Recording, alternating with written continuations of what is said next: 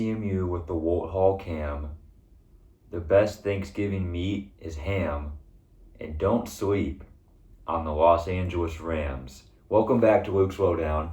And for this episode, if you couldn't already guess by that great rhyme scheme, I'm going to be talking about the LA Rams and more specifically on their quarterback, Matthew Stafford, who is having an incredible season. Matthew Stafford at this point in the season is number 1 in passing yards, I believe tied for second in passing touchdowns, top 10 in QBR.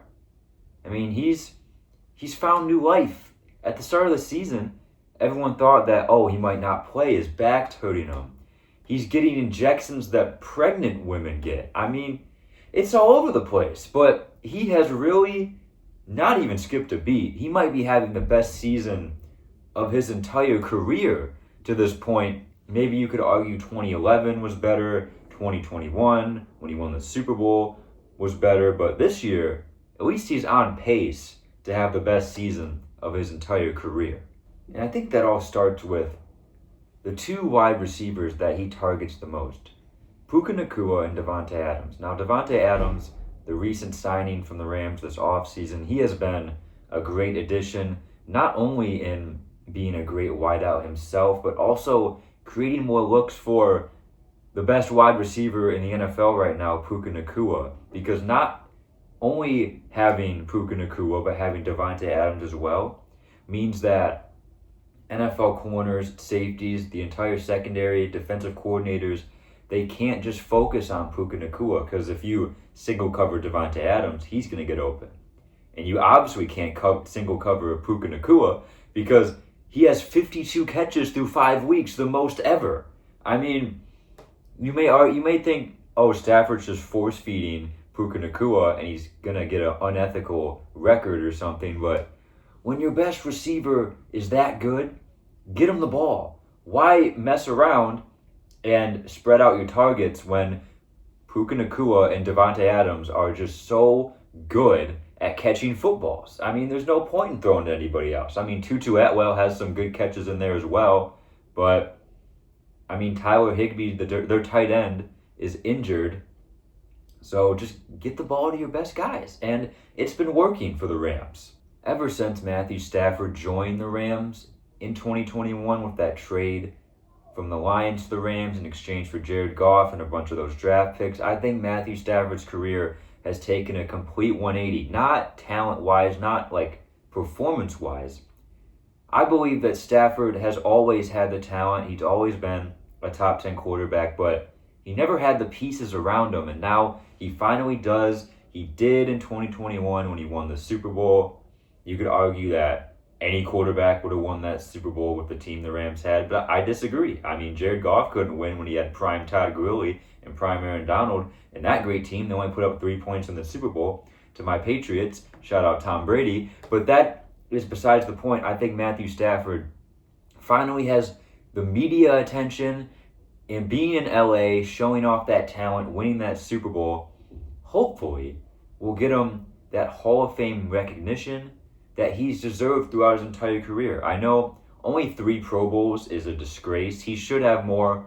The Pro Bowl, though, is a popularity contest. I hope that Pro Bowls are not an indicator of a player making the Hall of Fame, because Russell Wilson has 9, and Russell Wilson is not a better quarterback than Matthew Stafford all time, but if you look at accolades, they might have you believe that Russell Wilson's better, but I think that Matthew Stafford, no doubtably, with that Super Bowl ring, getting to 60,000 yards, getting top 10 in yards and touchdowns, he should be in the Hall of Fame, no questions asked. And if he can get 2 or 3 more solid seasons, there's no doubt he has to get in the Hall of Fame. We are back on the couch of wisdom. Oh, I missed you so for the last episode, but it compelled me. It's been talking to me ever since I got back here Tuesday night.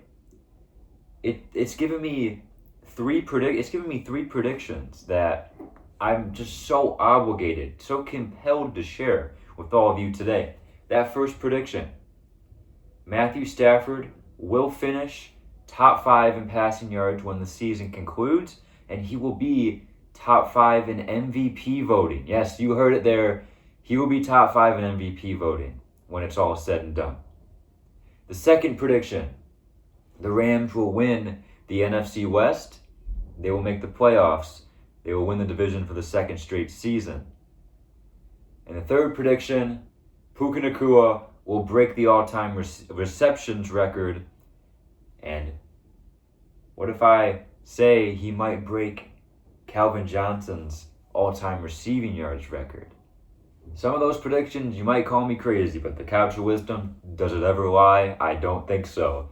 So you have no choice but to believe me, because it's going to happen. The Rams are a formidable foe. They should be 5-0. They should have beat the Eagles. That garbage blocked field goal is the only reason that the Eagles won. And that Thursday night football game against the 49ers, if Kyron Williams could learn to not fumble the football, the Rams would win that game too. So really, their 3-2 record is almost deceiving in a way, because they're better than a 3-2 football team. Their defense is solid. I don't know how they let Mac Jones throw all over them on Thursday night, but their defense is solid. Offense, obviously the best passing attack in the league right now. Running game, Kyron Williams, Blake Corum, both two good running backs if they don't fumble the ball, which usually they don't, but in clutch time, I guess they decided to fumble the football. So at the end of the day, watch out for the LA Rams and watch out for my New England Patriots. I did a video on them last week, and how about them beating the Buffalo Bills? Drake May, man, he is so good, and I love watching him. I mean, he outdueled Josh Allen on primetime. Just beautiful stuff. But that's going to do it for this week's edition of Luke's Lowdown. Let me know what you think of my predictions, and I hope I put you all on notice for Matthew Stafford's MVP case. But that'll do it for this week's episode of Luke's Lowdown. We'll see you next time.